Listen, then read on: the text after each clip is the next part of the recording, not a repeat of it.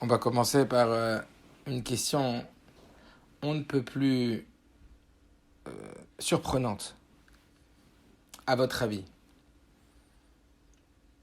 où se trouve le Gan Eden de Dieu? Chacun il a un Gan Eden.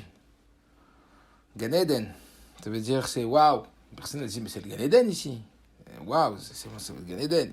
Personne ne pense qu'il y a un endroit extraordinaire, qu'elle souhaite vivre là-bas. Comme on sait très bien que les Neshamot, elles vont dans le Gan Eden, etc. Donc c'est un endroit paradisiaque. C'est le paradis. C'est où le paradis de Dieu? C'est où le Gan Eden de Dieu? C'est quoi cette question-là? Puis quand on se demande pourquoi Dieu a un Gan Eden, pourquoi Dieu il a un paradis, et c'est où son paradis? Il est tellement grand, c'est tellement... Et puis comment il obtient son paradis, lui? C'est des questions un peu bizarres, mais vous allez voir, elles ont tout leur sens. Comment il obtient son Gan Eden? Voilà avec quel sujet le rabbi commence son discours d'investiture. Alors, B'Hashgacha, aujourd'hui, et j'ai rigolé de ça tout à l'heure avec mon époux, je disais, waouh, aujourd'hui c'est le discours d'investiture du nouveau président des États-Unis.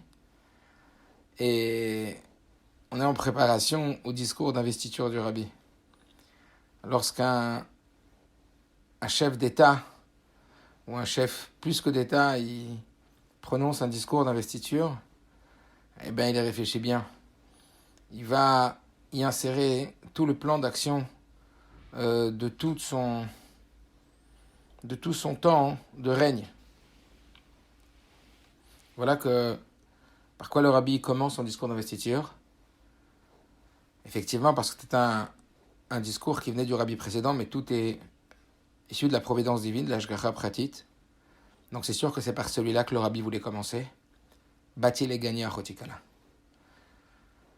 Un verset dans Shir Hashirim qui signifie en fait que Dieu dit « Je veux que vous sachiez avant tout », et c'est ce que le rabbi veut qu'on sache avant tout, il faut que vous sachiez que le Gan Eden de Dieu, c'est ici. Il faut que vous sachiez que le paradis de Dieu, c'est ici. Et comment Dieu y gagne son paradis? Grâce à vous. Par votre travail. Waouh, ça commence très fort. Parfois, on étudie et on ne réalise pas vraiment.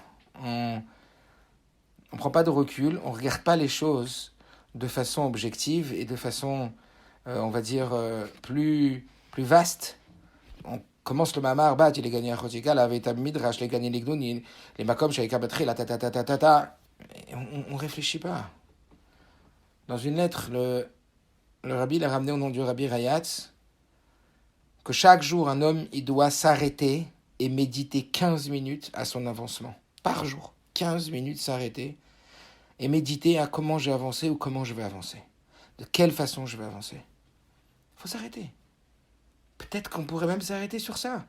On ne va pas s'arrêter sur ça, que sur ça, mais il y aurait de quoi déjà. Comme on dit, je devrais bégo, il y a de quoi déjà s'arrêter que sur ces premiers mots. Que le Rebbe, dans son discours d'investiture, il commence avec Bati les Gani. Et en plus, en insistant sur cette idée, puisqu'il va ramener le Midrash, Midrash, les Gani, les Gnouni. Je suis venu dans mon jardin, comment il appelle ce monde? Le jardin. Bati les Gani, je suis venu dans le Gan Eden, je suis venu dans mon jardin. Un jardin, c'est un endroit qui est plaisant, qui est agréable, où on jouit des fruits. Les fruits, on les mange que pour le kiff, que pour le plaisir, on ne mange pas pour se rassasier des fruits. Donc c'est vraiment l'endroit d'élection, l'endroit de plaisir. Dieu, il dit, ce monde-là, c'est mon plaisir. Mais c'est pas stam mon plaisir, c'est pas stam un plaisir, c'est mon plaisir. Bâti les gani, je suis venu dans mon jardin. Et encore une fois, en insistant, les gnouni, ça veut dire, c'est pas stam mon jardin, c'est the jardin, c'est waouh. Comme Shaïka Batrila. Au début, c'était merveille. Au début, c'était la merveille. Alors, c'est l'histoire d'une poussière. L'histoire d'une poussière. Et puis, sur cette poussière, en vérité, il existe sur cette poussière de très très minuscules créatures. Créées par un créateur. Mais ce créateur, il est énorme. Ce créateur, c'est une poussière, quoi. Mais il en a créé je ne sais combien des poussières. Et puis il n'a pas créé des poussières, il a créé des maisons, il a créé des mondes, il a créé des palais, il a créé je ne sais combien de choses, ce créateur. Mais il a aussi une poussière. Et sur cette poussière, il y a des êtres vivants, des minuscules êtres vivants. Mais voilà que ce créateur, il adore cette poussière. Et plus particulièrement, il adore les créatures qu'il y a sur cette poussière. Il adore cette poussière. Et il adore les créatures qu'il y a sur cette poussière. Mais voilà qu'au fil du temps, les uns après les autres, ils vont pas bien réagir avec ce créateur. Et le créateur, il commence à être très désobligé par le comportement de ces petites créatures. Il est très affligé, il en a beaucoup de peine. Alors peu à peu, il va prendre une forme de... pas de véritable éloignement, il s'en éloigne pas vraiment. Mais il est un peu dépité, alors il s'en cache. Il va se cacher, et il va se cacher de plus en plus. Comme si un petit peu... une façon de détourner son attention, alors qu'il était complètement présent.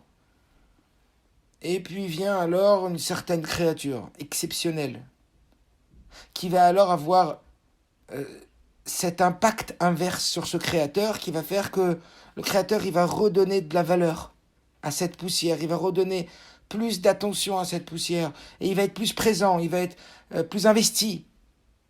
Bien qu'il a toujours été présent, mais là il est beaucoup plus présent, beaucoup plus investi. Vous savez, comme des fois on est là, mais on n'est pas là, quoi. Il est en classe, mais il n'est pas en classe. Il est à la maison, il n'est pas à la maison, il n'est pas la tête là. Le Shem Tov dit à l'endroit où la pensée d'un homme, elle est là qu'il est vraiment. Et puis après, de plus en plus, il y a des hommes qui sont à la hauteur de, on va dire, de redonner goût à ce merveilleux créateur, de vivre dans cette petite poussière, de trouver son plaisir, tout son Gan Eden, son jardin, son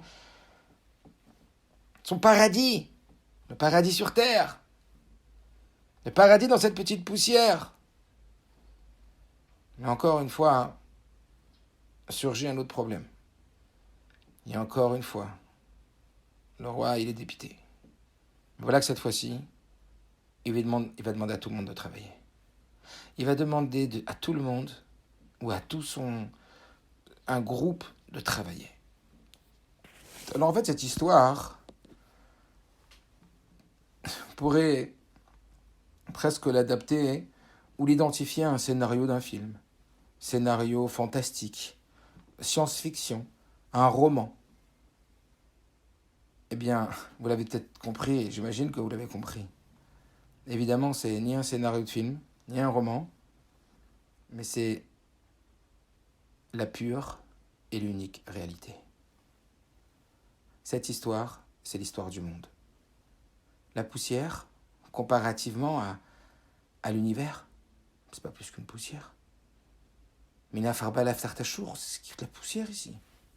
On n'est que de la terre. C'est minuscule, c'est infime. Qu'est-ce qu'une créature? Qu'est-ce qu'on est? On nous donne 70 ans, au plus 80 ans, combien? Mina Farba Lafartachou, tu viens de la terre, tu retourneras à la terre, t'es de la poussière. Et comparativement, comme on a dit, au système solaire, aux galaxies, mais venez, on monte. On monte dans des dimensions, dans des mondes spirituels qui sont tellement immenses, tellement gigantesques, que le monde, c'est une poussière. C'est une poussière. Mais en fait, ce scénario, cette description, eh bien, c'est exactement la description de ce que le Rabbi va nous faire, de comment lui, il voit la vérité, comment lui, il voit le monde. Et ça, c'est l'introduction de son discours d'intronisation en tant que Rosh Béni Israël, que tête du peuple d'Israël, Rabbi, dans le Mamar de Bati Legani. Il va parler de ce monde-là comme le paradis divin. C'est le paradis de Dieu ici. Au début, c'était le top. C'est le paradis de Dieu. Au début, la souche de base, c'est le paradis de Dieu. Il n'y a pas. C'est une poussière, certes. Il ne faut pas l'oublier qu'on est une poussière. Il ne faut pas oublier que le monde, c'est une poussière. Plein d'humilité. Qui on est? En même temps, il nous donne tellement de valeur, tellement précieux pour lui, Et au contraire, cette humilité, elle ne va pas nous amener à une négativité ou à une tristesse. Au contraire, à une joie, parce que plus une personne se sait faible, se sait infiniment petit, et plus quand le grand lui donne de l'importance, ça lui donne une valeur démesurée.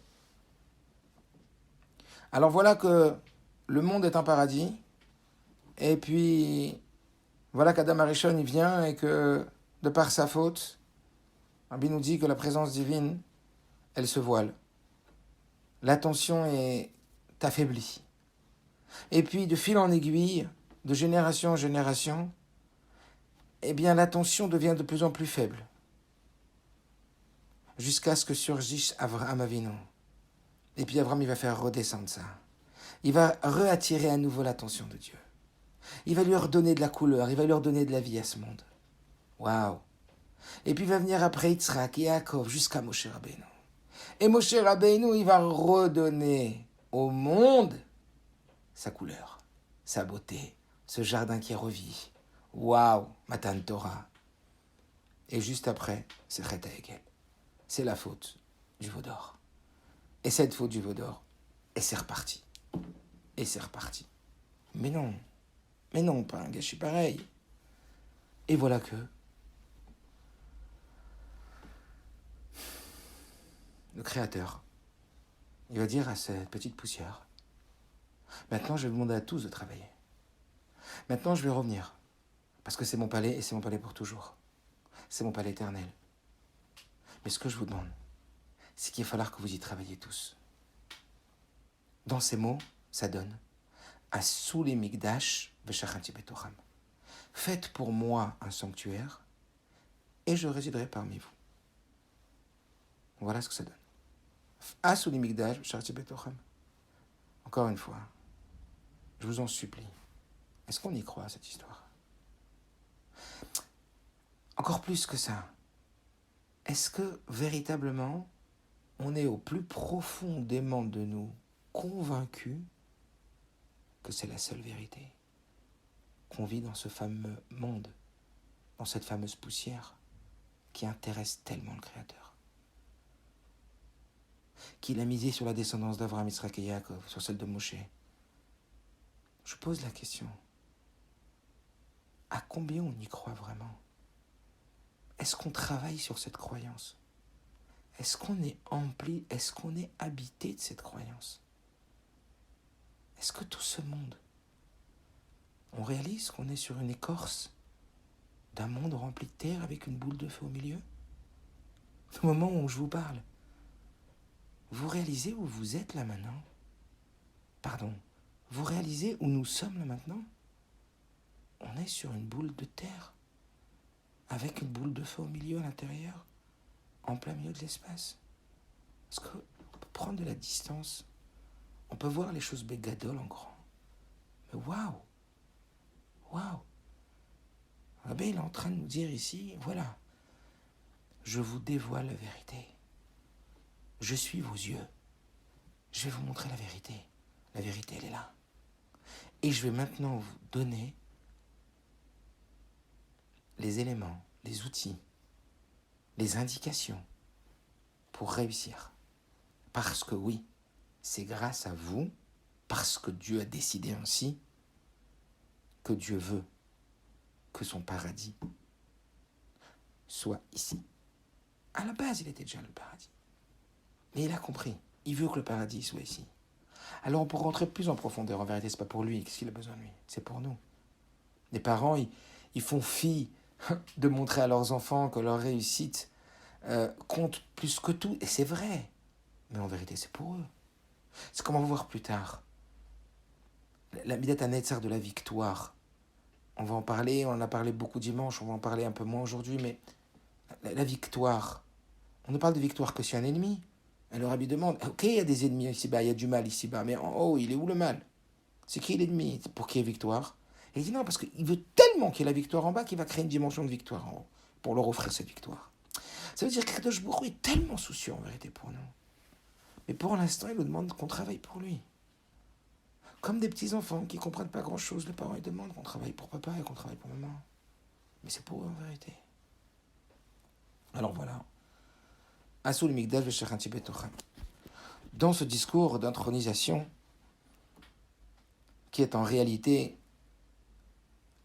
les messages essentiels que le Rabbi va nous donner, eh bien, il va nous parler de ce fameux Mishkan.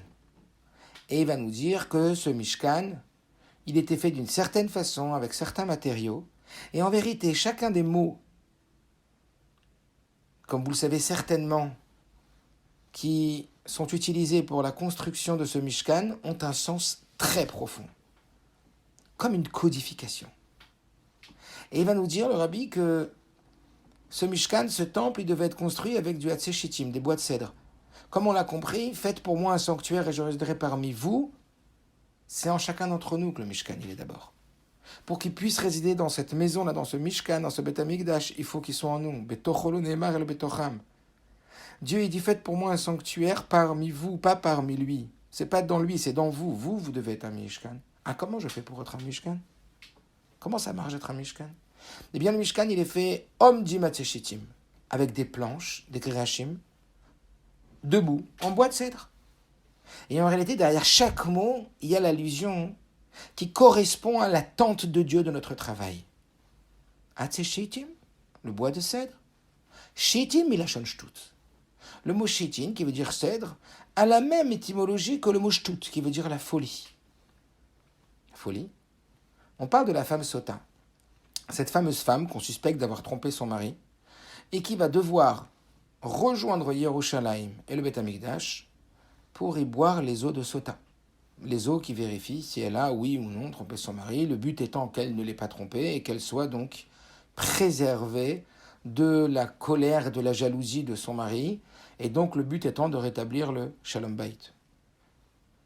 Et d'ailleurs, pour la petite histoire, on va effacer le nom de Dieu dans cette eau pour nous dire combien il est important de s'investir dans le Shalom Bayit. Et voilà qu'à cet effet, la Gemara, le Talmud dans Sota, il nous dit que En Adam over Avera, Elaim Ken Nechnas Boruach Shtut. Un homme, il faute que parce qu'il rentre un vent de folie dans la tête. Il faut être fou pour fauter. Il faut être fou pour fauter envers ses parents. Il faut être fou pour voler ses parents. Il faut être fou pour aller prendre un voleur, et aller lui dire, tu sais, mon père, il a des bijoux qui sont cachés là, ma mère, elle a ça là-bas, vas-y, va cambrioler la maison. Enfin, c'est tes parents. Ils t'ont tout donné. C'est à toi, c'est pour toi. C'est un peu pareil, la faute. Faut être fou pour fauter. C'est ton créateur. C'est lui qui t'a tout donné. Tu vas jouer contre lui. Mais voilà qu'il vient y avoir un vent de folie. Parce qu'il peut être qu'un vent de folie qui fait des choses aussi folles. Ah oui, mais qui a créé ce vent de folie? Alors on nous dit que le but étant de transformer ce vent de folie. Shtut de klipa en shtut de gdusha. Cette folie qui nous pousse à faire des choses follement mal, il va falloir aller chercher ce qu'on appelle la valeur absolue. Vous savez ce que c'est que la valeur absolue? C'est la valeur de la chose elle-même sans le signe plus ou moins devant, et le transformer en positif. Va chercher la folie du mal et transforme-la en folie du bien. Comme tu as été un fou du mal, tu dois être un fou du bien. Cette stupidité du monde, pas seulement ignore-la, mais transforme-la. Passe de shtut des klipa en shtut des gdusha. Passe de la folie qui t'amène à faire des choses qui sont contre ta propre source, contre ta vie, contre la source de ta vie, contre celui qui te fait respirer à chaque instant, celui qui te donne tes yeux, celui qui te donne tout. Sans dire des mots durs, de ce qu'on peut faire à Hachem quand on contredit le plan divin, quand on intervient, que Dieu préserve, comme si on faisait quelque chose de nocif au bon Dieu véritablement. Imaginez-vous quelqu'un faire un croche-patte à un tzaddik, pour pas dire le nom. Imaginez-vous faire un croche-patte au bon Dieu. C'est ce que dit le Tanya sur quelqu'un qui fait des choses pas bien. Ça doit nous toucher au plus profond de nous. Et voilà que notre rôle étant de passer de shtut des klipa en shtut des gdusha. De prendre cette folie qui nous pousse à faire des choses négatives en l'utilisant, en faisant des choses follement positives. Et d'ailleurs, les planches qui se disent Keresh, Kuf, Reshin, forment les mêmes lettres que le mot Sheker, mensonge, parce que c'est un monde du mensonge. C'est un monde où Dieu n'apparaît pas. C'est un monde, comme vous le savez, ce ne serait pas maintenant de l'expliquer, mais c'est un monde où le Sheker domine. Et à nous de renverser la vapeur, d'aller transformer ce monde qui te dit que c'est un monde qui n'existe pas lui-même, qui n'a pas de source si ce n'est que lui-même, la nature, est sa propre source. Ma réussite, c'est à moi que je la dois. Si je vis, c'est moi aujourd'hui. C'est par mes propres forces que j'ai gagné la guerre. Ma parnassa, c'est parce que je suis un très bon vendeur. Ma santé, c'est parce que je suis très sérieux, je prends des médicaments, et puis je fais du sport, je maintiens ma santé. Zéro. Les Poudas, donc, de ce qu'on a dit maintenant. Alors, tout ça, c'est le travail qu'on doit réaliser. Ce travail qu'on doit réaliser de Kad Kafia, de, on va le voir, plier le mal. Plier le mal et transformer le mal. Transformer le shtout des klippa en shtout des gdusha. Transformer, on va dire, la folie du mal en folie du bien. Je ne sais pas ce que je fais maintenant. Okay. Voilà. Excusez-moi. Et donc, on en est maintenant arrivé à cette idée de nous dire que oui, le Keresh, on doit transformer ce monde de Sheker en monde de Kesher, en lien avec le Keresh, avec les poutres. Ça veut dire que les poutres qui tiennent droit, non à l'horizontale mais à la verticale. On doit aller chercher ce monde du mensonge et transformer et y révéler la vérité. Que c'est un monde en vérité où on doit révéler la présence divine. Mais comment on procède pour ça? Alors Rabbi nous explique. Il nous dit, tu sais ce qu'on attend de toi, tu sais comment tu vas procéder? Tu vas procéder clairement. Il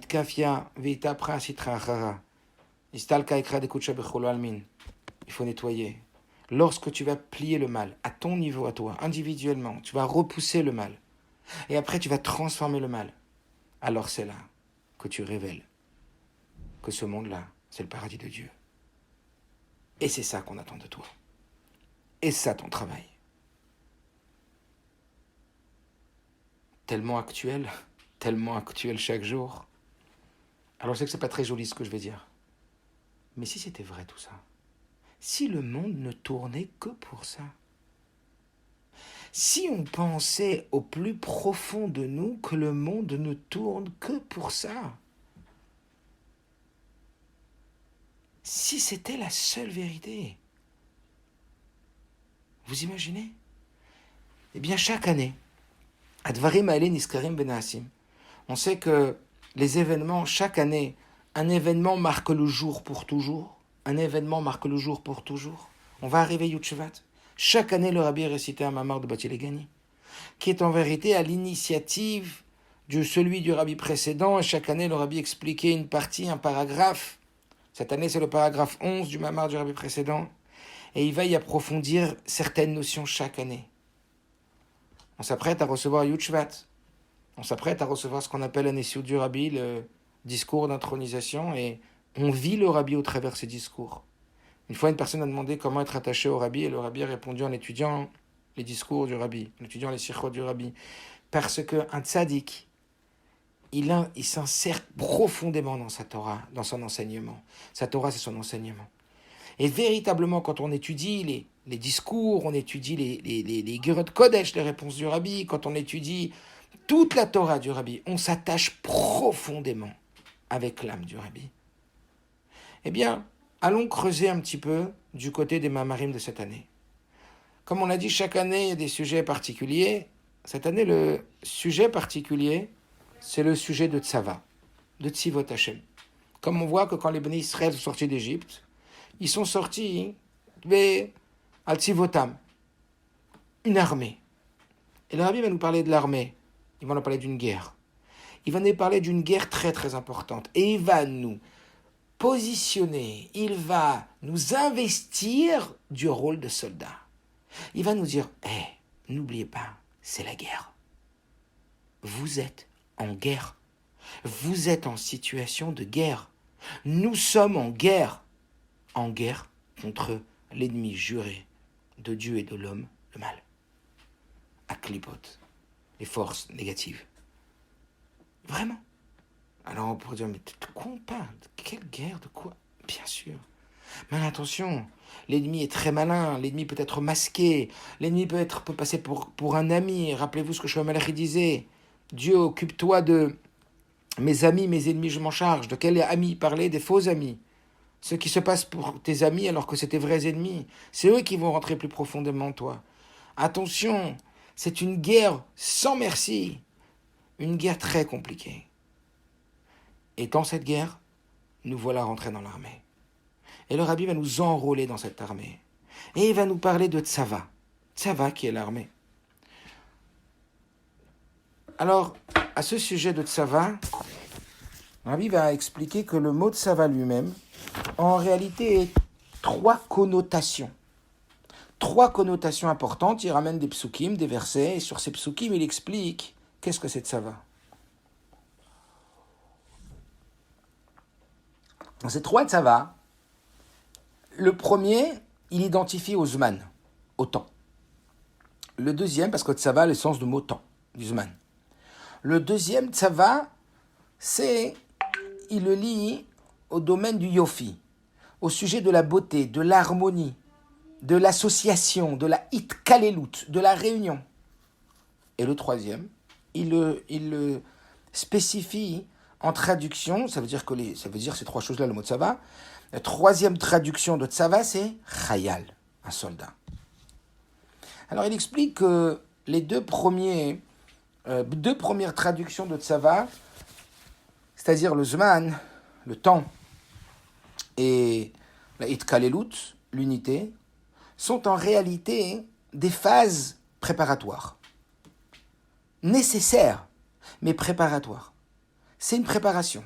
C'est une achana. Alors que Chayal, c'est le sujet lui-même du travail. Alors on va un petit peu réfléchir à ces trois notions de Zman, Hitkalelut et Chayal. Parce que évidemment que dans chaque message du Rabbi et dans chaque enseignement du Mahamar, il y a des messages qui nous vont directement, très personnellement. Alors parlons du premier message, Zman. Je ne sais pas si vous l'avez déjà entendu, j'avais déjà raconté un jour cette histoire fabuleuse. Que le Rabbi Rayatz, le Rabbi précédent, quand il était jeune, il a reçu un peu d'argent.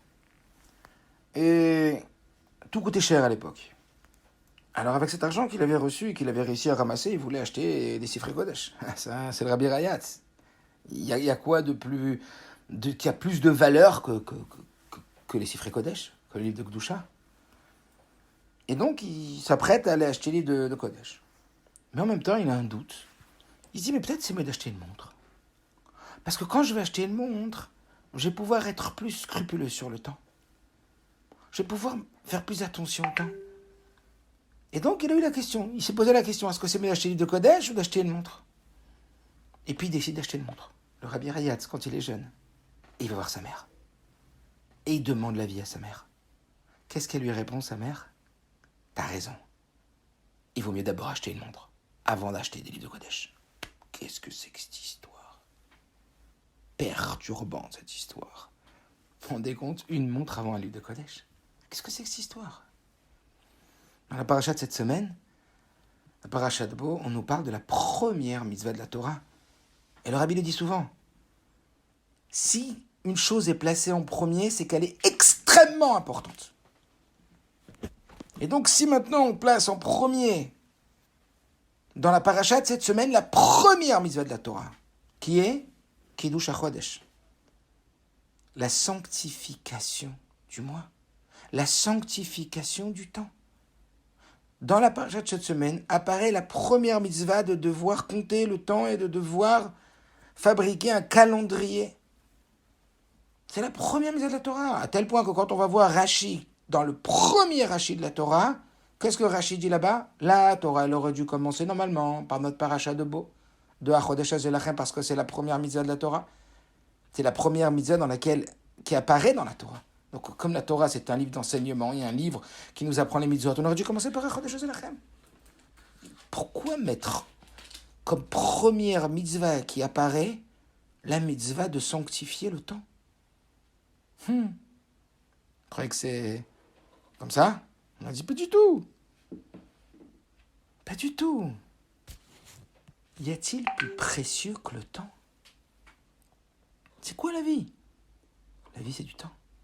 On a déjà parlé beaucoup de ça. Mais quand même, y revenir un petit peu. Il y a quelques jours, je parlais à un jeune marié et je lui disais, tu sais, j'ai revu dernièrement un mot du rabbi qui demande de bien se préparer à Yud Shvat et il dit qu'il faudra rendre des comptes à son mashpia. Ça veut dire, voilà, je savais ce que c'est qu'un mashpia certainement, je vais le traduire, un coach, quelqu'un avec qui tu travailles. Tu as besoin d'avoir un mashpia, tu as besoin d'avoir un coach. Une femme, elle a besoin d'avoir une mashpia. C'est une aura du rabbi, c'est un enseignement du rabbi. Chacun, il doit avoir un mashpia. C'est obligatoire. Après, même si c'est pas un ange, mais c'est pas quelqu'un d'extraordinaire, quelqu'un en qui on a confiance, qui va nous aider à évoluer, qui va nous aider à réfléchir, c'est fondamental. Le rabbi dit non seulement les hommes, les femmes et même les enfants, ils doivent avoir un mashpia. Et je lui dis, tu sais, c'est très important de parler avec un mashpia. Moi, j'avais des questions, j'ai parlé à mon mashpia et j'ai senti qu'il m'a donné quelques réponses et j'ai senti qu'il avait Siyata Dishmaya. J'ai senti qu'il avait l'aide du ciel. J'ai senti que quand tu as accompli les ordres du rabbi et tu as un mashpia et tu poses des questions au mashpia, c'est pas le mashpia qui te répond, c'est le rabbi qui te répond. Vraiment. Tu sens qu'il est animé d'un roi Kodesh. Tu sens qu'il est animé d'une Siyata Dishmaya, d'une aide du ciel. Et je dis ça parce que voilà, je l'ai senti fort et j'ai partagé avec lui. Et lui, il m'a dit, c'est incroyable ce que vous me dites, parce que là, j'étais en train de réfléchir et je me disais que j'ai du mal avec ma vie en ce moment. J'ai l'impression que ma vie, elle va pas dans le sens que je voudrais, je suis un peu perdu. Alors il m'a dit, vous voudriez être mon mashpia? Ouh, ne crois pas du tout que je te dis ça pour ça, je cherche pas du tout à avoir des personnes sur lesquelles moi je dois être mashpia. Et toi, l'Avdavka ne va pas faire de raccourci, aucun rapport. Il m'a dit, oui, d'accord, mais si moi je veux, je dis, bon, réfléchis, dis-moi. Bon, ça racole, il m'a rappelé. Et qu'est-ce qu'il m'a dit? Il m'a dit, j'ai un vrai problème avec l'organisation de mon temps. J'ai du mal.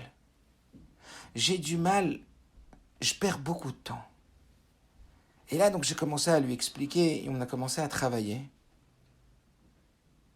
Mais d'abord, lui expliquer que quand Dieu a créé le monde, il a commencé avec un programme. Que quand on parle de Zman, la première chose qu'il faut travailler, c'est l'organisation de son temps. Dieu nous a donné un nombre limité de jours. Encore une fois, je fais référence à mon très cher ami Shliach Reb David Zawi. Qui sait combien de temps on a? Alors si Dieu veut, comme le rabbi disait, j'aime bien ce mot chassidique qui dit, pas comme la Mishnah elle dit fais tchouva un instant avant ta mort parce que tu sais pas quand tu vas mourir, alors fais tchouva maintenant.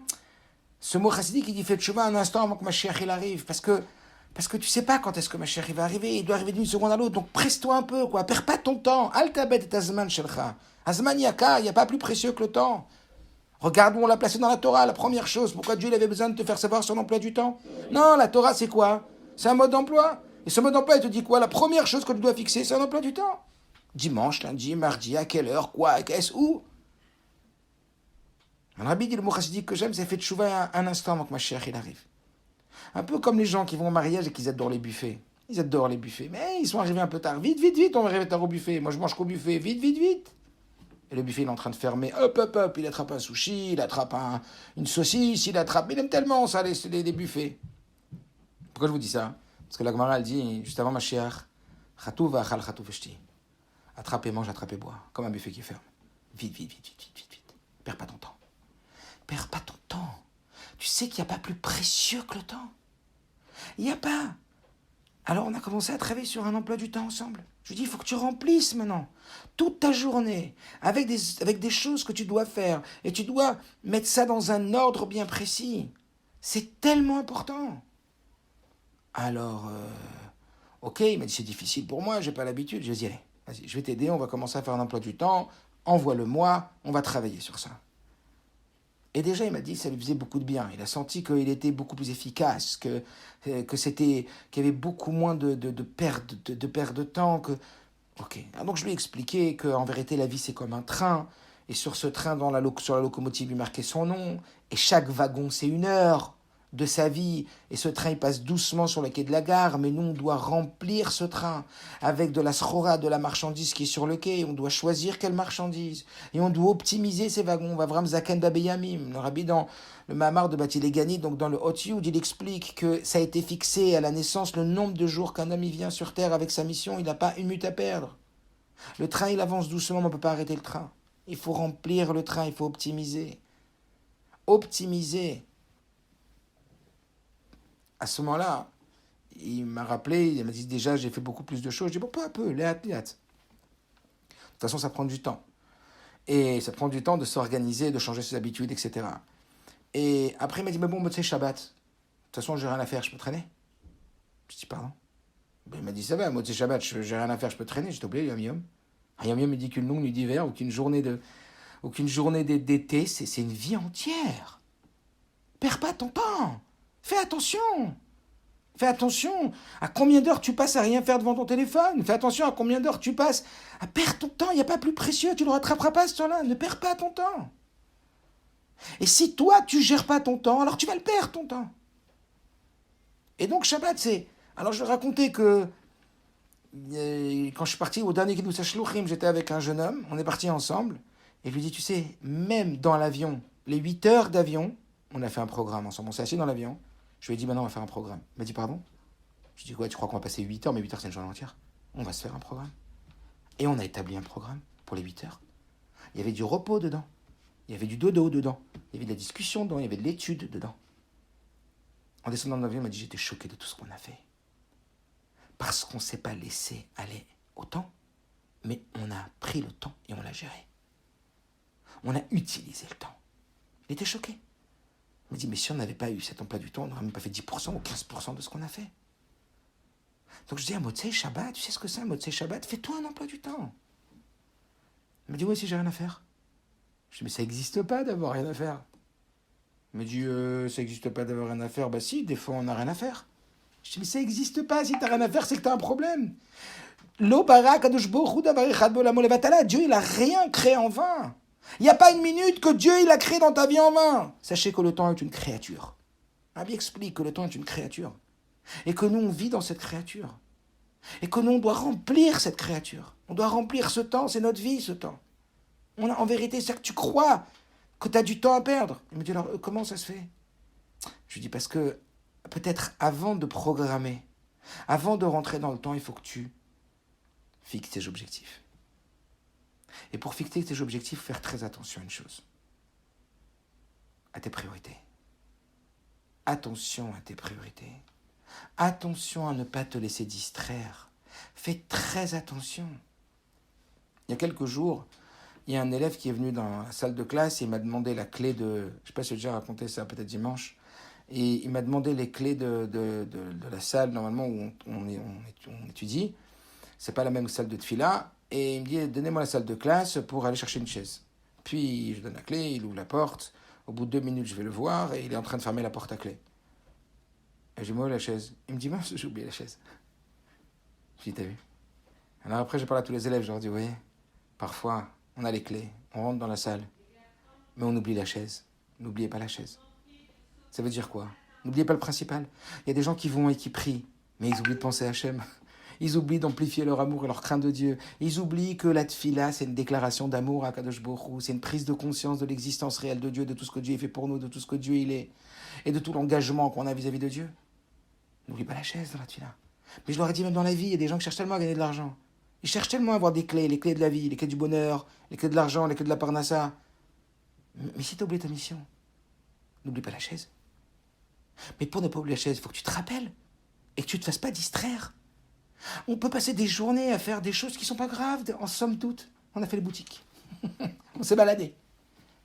C'est bien, il faut faire les boutiques, il faut se balader. Combien? N'oublie pas la chaise. Cette journée a été créée pour quelque chose de beaucoup plus profond. Cette journée a été créée avec des objectifs beaucoup plus intenses. N'oublie pas l'essentiel. Et pour ça, marque tes priorités à l'initiale. Alors je lui dis, si tu as un Motzei Shabbat vide, mais demande-toi dans quoi tu veux avancer dans ta vie. Demande-toi quels sont tes objectifs. Demande-toi quelles sont tes priorités. Et prends du temps pour... Il me dit, ah maintenant j'ai compris.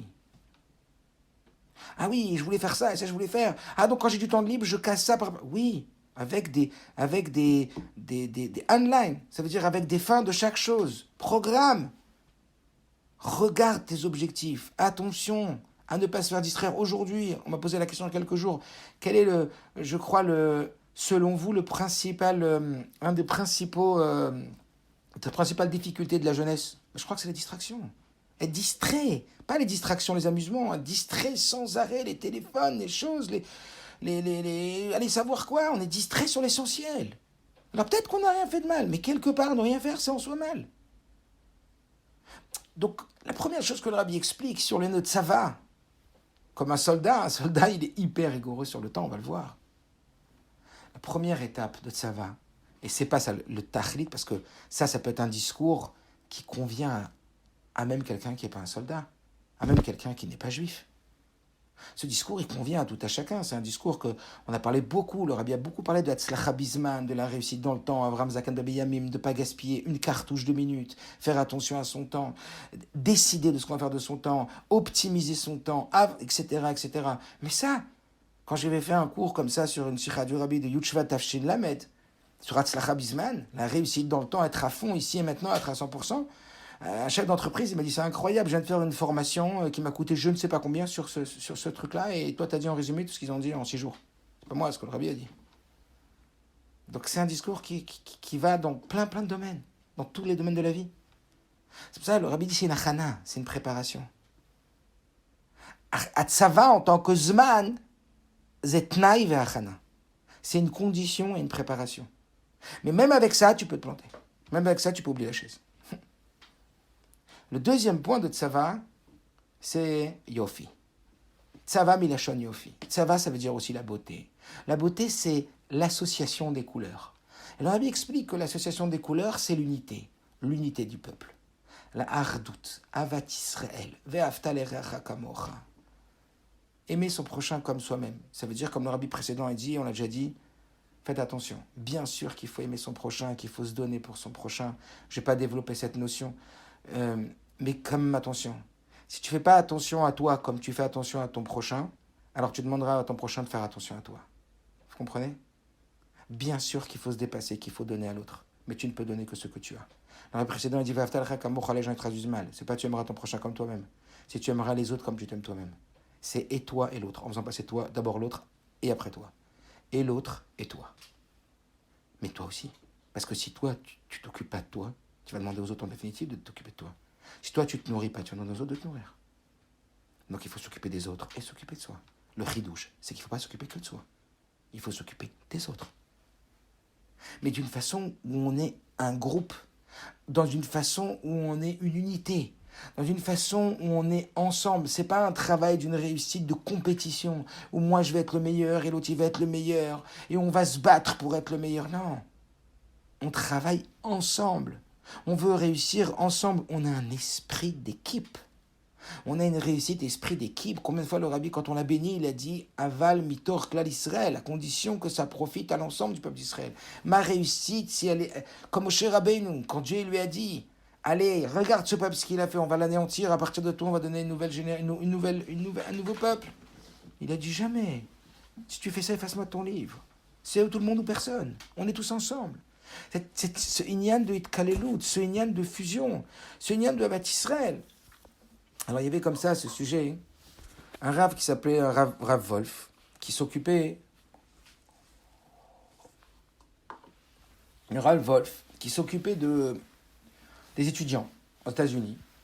Et quand il a commencé, c'est le rabbi qui lui a demandé de s'occuper, alors que je crois qu'il était un professeur ou un étudiant, etc. Et le rabbi lui a demandé de s'occuper dans la shlichut, dans le fait de s'occuper des juifs là-bas. Et il y avait 7000 juifs. Et il est venu voir le rabbi, il lui a posé une question qui a laissé le rabbi très très pensif.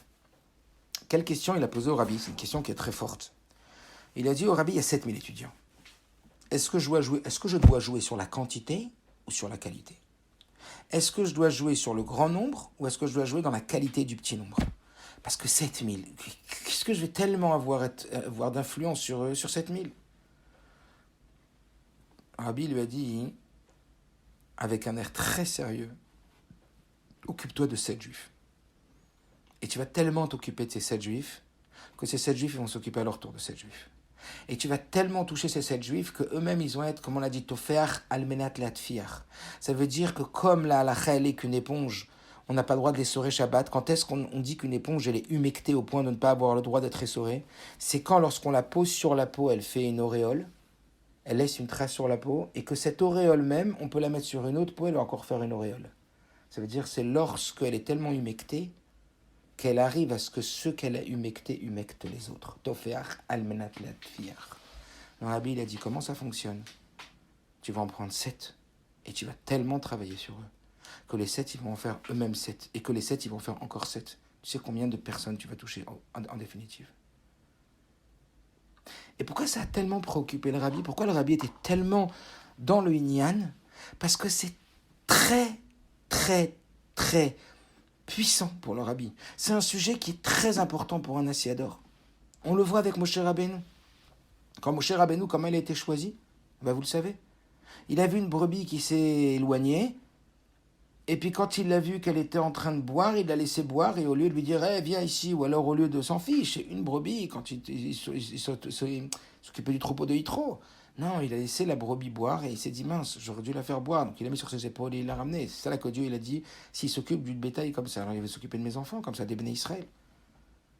Et que Moshe Rabbeinu après s'occupait de 600 000 hommes, sans compter les femmes et les enfants, des millions, comment s'occuper à lui tout seul? Yitro, il lui a dit, tu dois nommer des chefs des 1000, des chefs des 500, des chefs des 100, tu dois nommer des responsables de groupes et de petits groupes. Qu'est-ce qu'il a fait le rabbi? Il a fait exactement ça. Yutet Kislev Tafshin Yudalef. Le rabbi dit, vous devez faire une liste de 10 juifs. Et vous occupez chacun de 10 juifs. On parle de préparation à Yud Shvat. La première préparation, c'est complètement modifier sa relation avec son temps. La deuxième préparation, c'est Avat Israël, s'occuper des autres. De quelle façon? D'abord, évidemment, Avat Israël avec tout le monde, Itkalelut, je me sens un peuple, je me sens uni, je sens c'est une réussite de groupe, c'est pas une réussite individuelle. Je cherche pas la réussite individuelle, je cherche une réussite communautaire. Et en même temps, il y en a tellement. Il y a tellement. Alors j'ai vu une autre lettre où quelqu'un demande au rabbi, est-ce que c'est mieux de diffuser à tellement de monde ou alors de s'occuper de... Et le rabbi disait, c'est sûr que de s'occuper de beaucoup de monde, c'est important parce qu'à ce trouve, on met une graine et après elle pousse. Mais quand même, l'essentiel de vos shiurim, vous le donnerez toujours à 3 groupes. La qualité. Aujourd'hui, c'est la qualité. La qualité. Vise la qualité. Prends 10 juifs. Fais une liste de 10 juifs. Des cousins, des cousines, des tantes, des voisins, des amis, des proches. Et sur eux travaille. Si toi, tu travailles sur 10 et que tu les montes, ces 10-là, ils vont travailler sur d'autres 10. Et ces autres 10, c'est comme ça. Regardez comment le rabbi aujourd'hui il a inondé le monde, Baruch Hashem, des shluchim, que eux-mêmes, combien de juifs à leur tour ils ramènent. C'est comme ça qu'on travaille. Alors on travaille ensemble, on travaille Beit Kalelut. On a parlé du Zman et on a parlé de la Hardout, de la Itkalelut. Tzava, Milashon Zman, Tzava ça veut dire le temps et Tzava ça veut dire Itkalelut. Ça veut dire être tous ensemble, Avat Israël, travailler sur 10 juifs, comme le rabbi l'a demandé. Ou 7 juifs, ok. Alors un jour, le rabbi précédent, il est rentré quand il est arrivé aux États-Unis, on lui a dit, mais tu crois que tu vas changer le monde? Tu crois que tu vas changer les États-Unis? Mais comment tu vas y procéder? Tu es tout seul. Le précédent, il a dit, j'ai pas peur. Pourquoi? Il a dit 2 choses. Il a dit, parce que je suis un homme messoudar, je suis un homme organisé. Et deuxièmement, parce que je veux bien m'encadrer, je veux bien m'entourer de personnes. C'est les 2 nékoudotes qu'on a vues. Quand on est bien messoudar, quand on est bien organisé, quand on est bien programmé, quand on fait attention à son temps, quand on est makpid, que chaque jour il a son importance et qu'on doit programmer ce qu'on fait et qu'on doit réviser 15 minutes par jour nos priorités. Est-ce que je suis dans mes priorités? Est-ce que je nourris mes priorités? Et que on sait bien travailler avec des gens autour de nous, on va s'encadrer, on va travailler sur un groupe et nous-mêmes on va faire partie d'un groupe, que des gens ils travaillent sur nous. C'est comme ça. Voilà ce qu'il dirait pas le précédent. Le seder et être bien encadré. Ça, c'est les 2 phases de préparation à la avoda. Les 2 achanot essentiels. Le 3e et le dernier, que le rabbi donc, qui parle là-bas, c'est chayal. Ça, c'est le vrai travail lui-même. C'est-à-dire que les 2 notions qu'on a abordées maintenant, elles peuvent être utilisées de façon universelle. À n'importe qui parler de ces 2 notions, vous allez faire le buzz. Waouh! Ah mais oui, c'est ça. Un DRH dans une société, il va te dire l'important c'est de gérer l'esprit d'équipe. Quand il y a l'esprit d'équipe, ça va très très fort, c'est très très loin. Il y a une motivation générale, il y a une bonne ambiance, il y a des idées qui surgissent, il y a un truc. Quand on travaille tous ensemble pour le même objectif, pour la même société, pour le même développement, quand dans n'importe quel domaine, le sport, dans n'importe quel, ça marche pour tout. Maintenant, on rentre dans le travail lui-même. On n'est plus dans le Tnaï et la Rana, on est dans la Voda Atzmit. Ok, mais nous, on a un objectif précis. Nous, on est là pour révéler, pour amener que ce monde-là, c'est le paradis d'Hachem. Bâti les gagné. Le Rabbi va nous dire, voilà pourquoi le monde, il a été créé. Et ce rôle-là, il vous a été donné à vous. Et comment on fait? Vous allez travailler pour repousser le mal. N'oubliez pas que le mal, il a été créé par Hachem. Imaginez-vous un ring de boxe, et vous avez devant vous un boxeur qui est 1000 fois plus fort que vous. Mais en même temps, tout celui qui monte sur le ring, c'est le coach qui l'envoie. Donc celui-là, il a été envoyé, un, parce que tu peux le battre, et deux, parce qu'il va te rendre plus fort. Donc n'oubliez jamais ça. Combien de sikhot le Rabbi parle sur lui ou sur le désespoir? Désespère jamais, on va voir le contraire du désespoir. C'est celui-là qui va nous faire gagner. Alors quand on parle de soldats, quand on parle de khayal, si je vous posais la question maintenant, la question je vous la pose, je vous dis, dis-moi, quand je te parle de soldat, quand je vous dis soldat, oh là là, celui-là c'est un vrai soldat. Ça veut dire quoi? Imaginez, vous parlez avec un ami, et il vous dit, lui, c'est un soldat. De quelle vertu on parle? C'est quoi un soldat avant tout? Alors comme ça, une petite liste de vertus d'un soldat. C'est quoi un soldat? Ça représente quoi un soldat? C'est quoi les mahalotes d'un soldat? Celui-là, c'est un soldat. C'est un vrai soldat. Kadosh Baruch Hu, il attend de nous. Ce que le Rebbe nous dit. Le Rebbe nous dit, on attend de vous d'être réalés, mais David, des soldats. Hommes et femmes. Et enfants.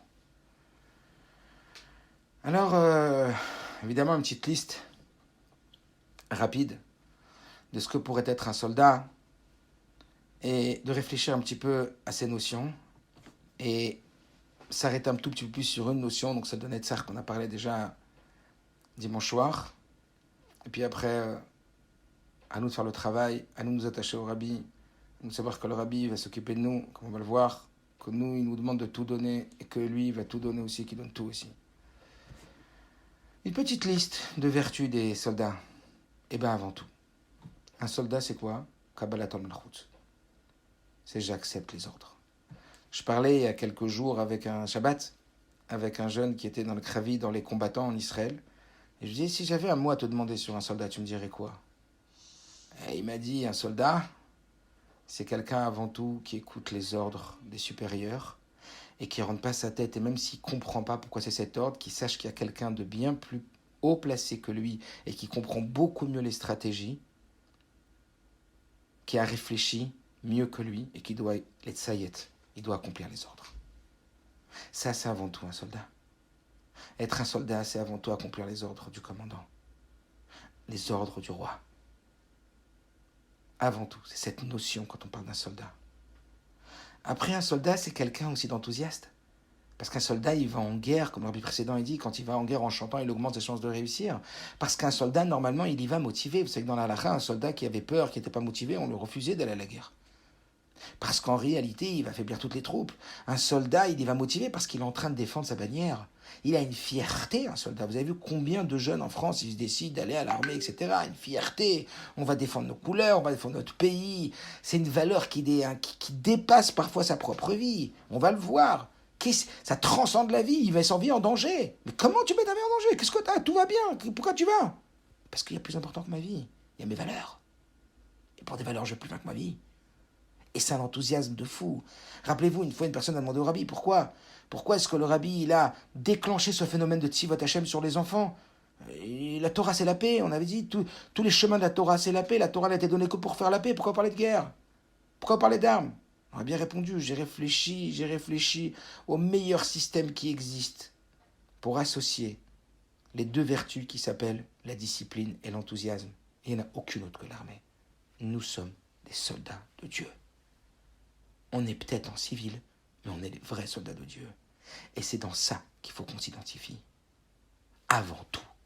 C'est notre mission essentielle de mener la guerre contre le mal. Chaque instant. À tel point que le rabbi dit, posons-nous la question. Est-ce que dans cette situation-là, le rabbi, dans cette situation dans laquelle je suis un Anshe Moshe, je suis un homme du rabbi. Ça veut dire quelqu'un que, est-ce que je suis en train de faire ce que le rabbi il attend de moi maintenant? Est-ce que j'ai suffisamment plié le mal? Est-ce que dans cette situation-là, c'est ça que le rabbi il attend de moi de faire? Alors un soldat, on y revient. Un soldat, c'est avant tout la discipline, l'acceptation de l'autorité. Le deuxième point, c'est l'enthousiasme. Troisième point, celui qu'on va un peu développer tout à l'heure, enfin on a un petit peu de temps, pas longtemps, c'est bientôt fini, la détermination et la persévérance. Combien il est déterminé, combien il est persévérant. Le point suivant qui est très très important, c'est l'implication totale. Essayez de vous mettre dans la posture d'un soldat et posez-vous les questions suivantes. Est-ce que je suis dans l'acceptation et est-ce que je suis dans l'acceptation des oraot, des enseignements du rabbi, des enseignements de Dieu? Est-ce que je suis dans l'acceptation d'être un soldat comme un soldat? Il est au service de son maître. Est-ce que je suis comme ça moi aussi avec lui? Est-ce que moi aussi je suis un soldat discipliné? Est-ce que moi aussi, comme ce mot chassidique qui dit que la tête d'un soldat ne sert qu'à porter le fusil? Est-ce que j'ai suffisamment d'enthousiasme? Est-ce que ma détermination et ma persévérance est suffisamment forte comme un soldat? Est-ce que mon implication est totale? Rappelez-vous, quand on parle d'un soldat, le mot chassidique, c'est quoi? C'est qu'un soldat, tout ce qu'il fait, il est imprégné du fait qu'il est un soldat. C'est un état d'âme être un soldat. C'est un soldat qui met les chaussures, c'est un soldat qui va faire les courses. Quand on est soldat, quand on est un homme, imaginez-vous qui travaille pour le Mossad, pour l'espionnage israélien, tout ce qu'il fait, il le fait en tant que soldat. Il voit rien par ça. Il sait qu'il est en mission. Il sait qu'il est en service. Il sait qu'il est habité par la mission. C'est ce que le rabbi veut nous montrer ici. Être un soldat, il n'y a pas comme un soldat pour enrôler, pour habiter, pour nous investir dans tous les domaines de notre vie, dans toutes les relations, dans même la façon de penser d'un soldat. Alors on dit un soldat, il est enthousiaste. Le précédent, il dit quand on va à la guerre en chantant, on augmente le chance de réussir, tu dois être joyeux, tu dois servir Dieu dans la joie. Pourquoi? C'est bien d'être joyeux? Non, parce qu'un soldat, il gagne la guerre que s'il est joyeux. Donc tu dois avoir l'état d'esprit soldat. Un état d'esprit soldat, c'est optimiste. Quitter la milchama, aloïvecha. Quand tu sortiras en guerre sur tes ennemis. Et le rabbi te dit, c'est un ordre d'être optimiste. Un t'es pessimiste par nature, tu vas travailler sur toi. Tu veux savoir, tu veux savoir ce que dit le Zohar sur le pessimisme? Que c'est lui qui cause tellement de dommages dans la santé physique et qui empêche d'étudier la Torah et qui fait échouer tes plans. Je veux, le rabbi a dit, que ces mots soient diffusés parmi tous les chassidim. Un état d'esprit de soldat. Une vision de soldat. Le soldat, quand il regarde particulièrement des endroits et pas à d'autres. Un soldat, il fait attention à ses yeux, un soldat, il fait attention à ses oreilles, un soldat, il fait attention à comment il lâche ses chaussures, ses lacets de chaussures. Un soldat, pour lui, tout est important parce qu'il est soldat dans tout ce qu'il fait. Un soldat, il sent aussi qu'il est important. Un soldat, il sent qu'il compte. Rappelez-vous, dans le Mamar Tavshin Chaf, le rabbi dit, un des plus grands Yetzerara qui dit le Baal Shem Tov, c'est de dire, mais à quoi je sers moi? Qui je suis moi? Mais c'est toi qui veux faire le paradis de Dieu. Dieu l'a parlé au singulier. Dieu l'attend après toi. Tu dois sentir que ta mission est sacrée. C'est une mission sacrée. Tu es un soldat sacré. Selon l'importance de la mission, quand on sent l'importance, alors on va s'investir, on va s'impliquer, on va sentir que ça a de la valeur, que chaque pensée, rappelez-vous, il y avait à l'époque du Rabbi Marash, une personne qu'ils avaient à la choule éloignée tellement elle était nocive. Et le Rabbi Marash lui a dit, qu'est-ce qui se passe avec ce chassid? On lui a dit, il est tellement nocif que... Tu dis, quoi? Mais vous allez le rapprocher. Ne serait-ce que si vous lui évitez une seule mauvaise pensée.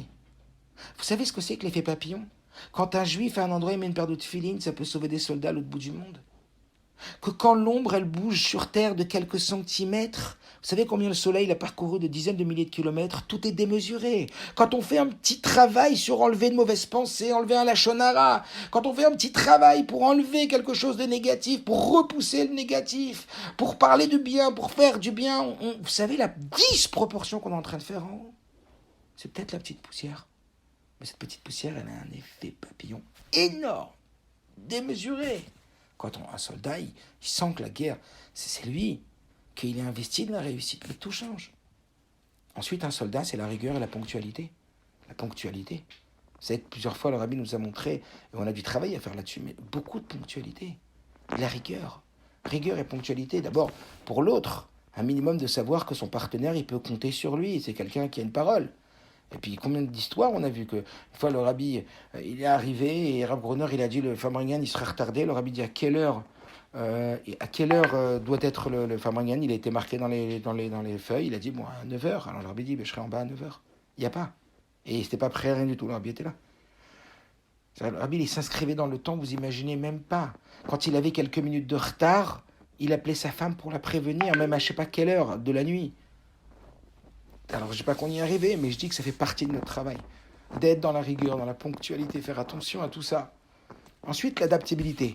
Adaptabilité, ça veut dire quoi? Ça veut dire qu'on doit être capable de faire face à de nouvelles situations. On doit savoir s'adapter. On doit savoir qu'il y a des situations imprévues. Comme on dit toujours sur les shlochim, que c'est des hommes à tout faire. Ils doivent être prêts que s'il y a un tsunami, à aller aider dans le tsunami. Que s'il y a un virus, ils doivent amener des plats. Et on doit colmater les brèches. Comme c'est écrit qu'avec Mashiach, juste avant Mashiach, les guerres de Mashiach, ça sera d'aller colmater toutes les brèches. On est là pour travailler, on est là pour colmater les brèches. Et pour ça, il faut savoir s'adapter. Je parlais avec une femme tout à l'heure qui dit, ouais, mon mari, c'est un grand chassid, un grand lamdan, mais il n'arrive pas à rentrer dans la maison, il n'arrive pas à descendre, il sait faire ratso, mais pas chouve. Il est très très bien dans l'étude, mais quand c'est une question de donner de l'animation à la maison, de s'occuper des sujets de la maison et que ça amène un roi positif, ça manque beaucoup. Donc on doit savoir s'adapter, c'est aussi un travail très très important. Ensuite, être formé en continu. Un bon soldat, il doit sans arrêt être formé. Un soldat, il doit... Et ça, c'est l'Imoud Torah. On doit sans arrêt, dans les mamarim, dans les sikhot, être formé, comment on doit appréhender ça. Et que ce soit dans l'éducation, on doit regarder les lettres du rabbi. Mince, j'ai un problème avec l'éducation. Qu'est-ce que la Torah, elle dit dans ça? Qu'est-ce que le rabbi dit dans ça? Suivre les chemins du rabbi dans tous les domaines. Un problème de couple, comment je vais gérer ça? Va voir dans la Torah, va voir dans ce que le rabbi dit, va voir comment ça se passe. Tout à l'heure, j'ai envoyé à beaucoup de gens sur Shalom Bayit que... Le rabbi dit, mais vous avez utilisé depuis longtemps le moussard, ça veut dire que vous regardez tous les défauts chez votre conjoint. Peut-être commencez à regarder avec la chassidoute, on ne crie pas sur le passé, mais on veut changer le futur. Commencez à voir avec les yeux de la chassidoute. La chassidoute veut dire commencez à regarder et à focaliser sur les aspects positifs de votre conjoint. Commencez à regarder le bien, et vous verrez que votre vie va changer. Il y a tellement d'enseignements du rabbi. Il y a de quoi nourrir un nouvel état d'esprit, un nouvel état d'âme, un nouveau comportement, s'investir, s'impliquer, être un soldat, être pénétré, être à 100%.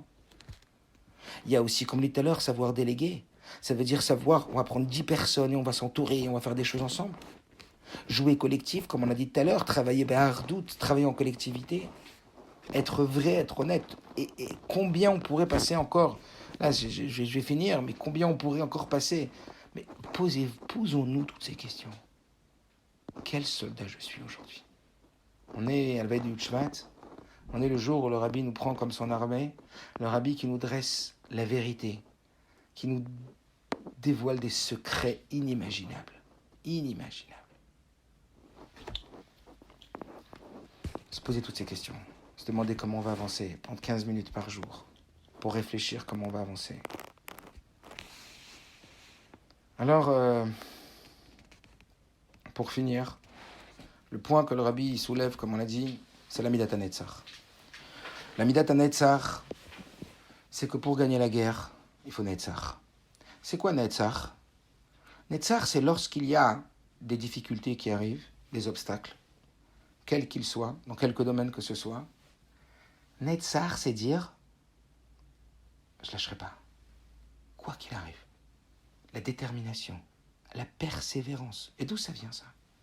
D'où ça vient cette mida-là? D'où ça vient cette vertu de la persévérance, de la détermination? Alors le rabbi explique dans le Mahamar que c'est très très élevé, bien que ça apparaît après les midot de Chesed, Gvura, Tiferet, des émotions.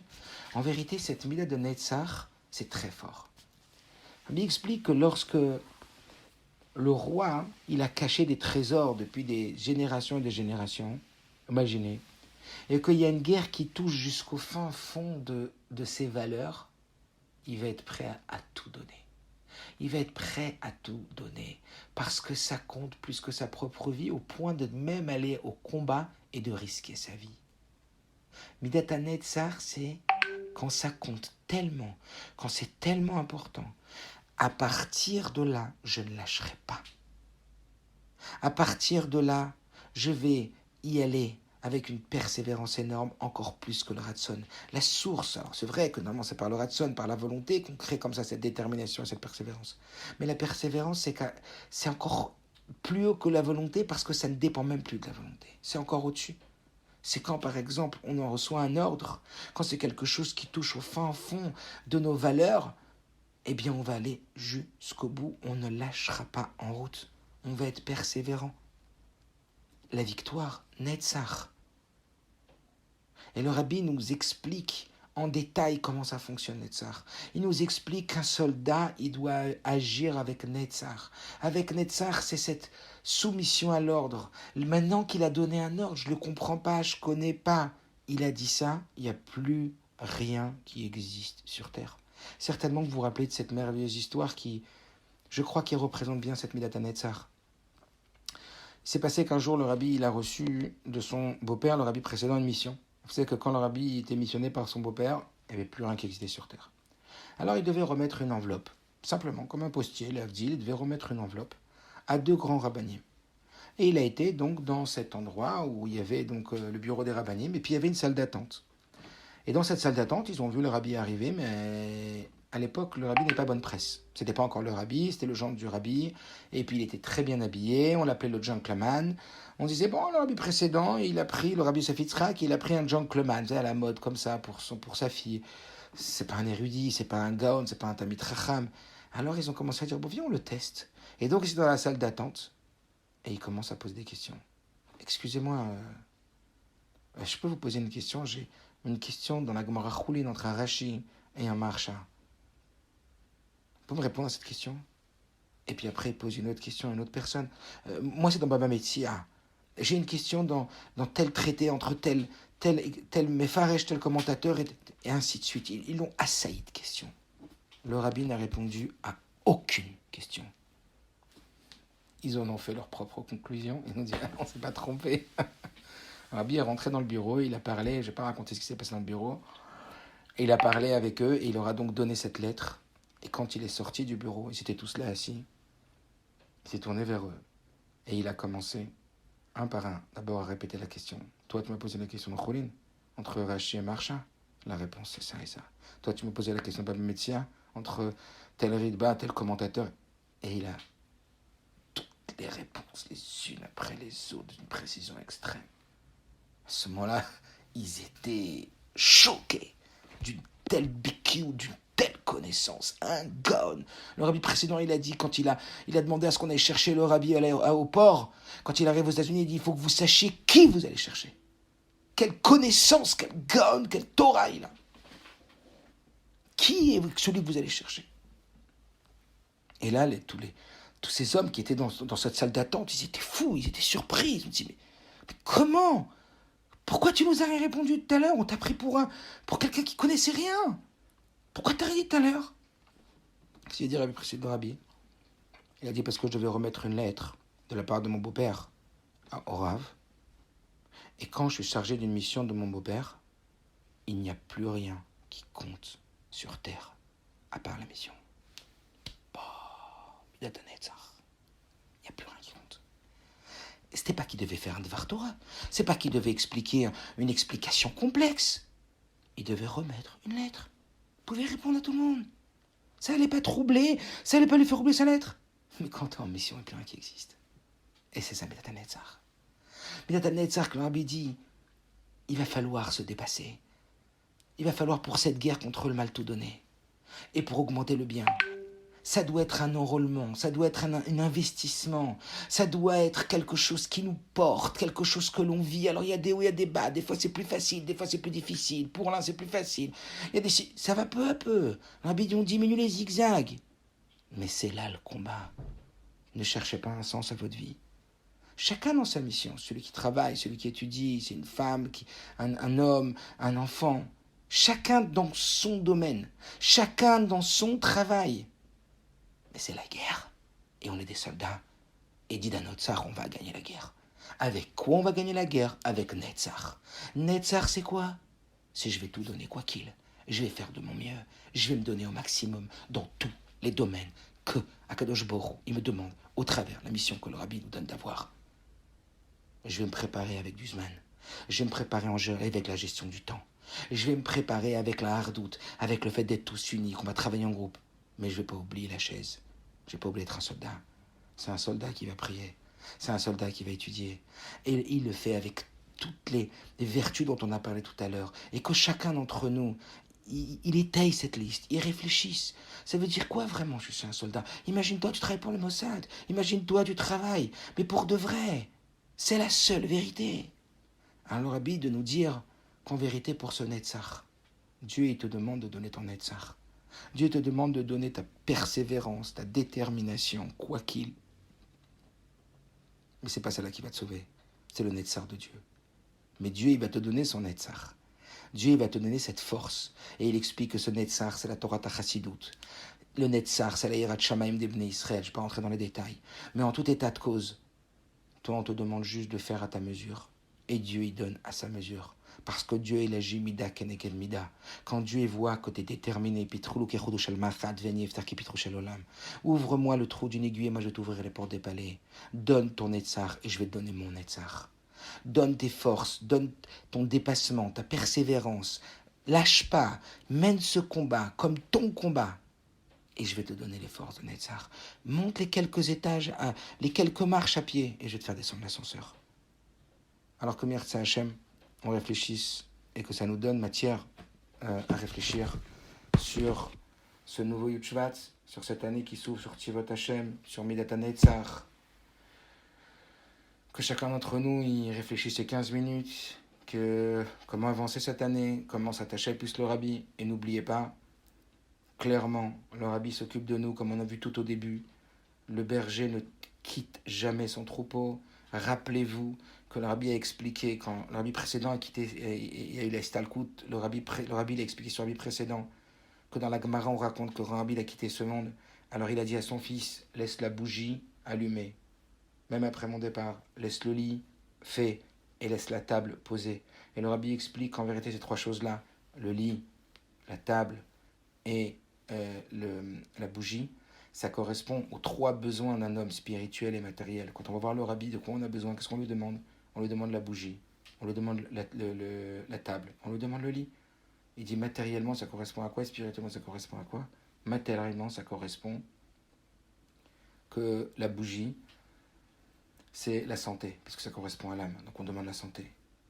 La table, ça correspond à la parnassa, parce que c'est ce qui nous fait manger. Et le lit, ça correspond, quand la tête elle est au niveau des pieds, à toutes nos fautes, comment réparer nos fautes. Alors, quand on va à l'Arabi, on dit ma bougie, ma table, mon lit, comment tu pourrais m'aider? Je te demande de m'aider à ce que je sois en bonne santé. Une bracha pour être en bonne santé, une bracha pour la parnassa, une bracha pour pardon, le lit, c'est les enfants, Mechila. Le lit, c'est les enfants, parce que c'est là où on fait les enfants. Une bracha pour mes enfants. Ça, c'est matériellement. Après, spirituellement, la bougie, c'est la mitzvah. Une bracha pour que je sois bien dans les mitzvot. La table, c'est la Torah, puisqu'on dit qu'on se nourrit de Torah. Une bracha pour que j'étudie bien la Torah. Et le lit, donc, c'est les fautes. Une bracha pour que je répare mes fautes.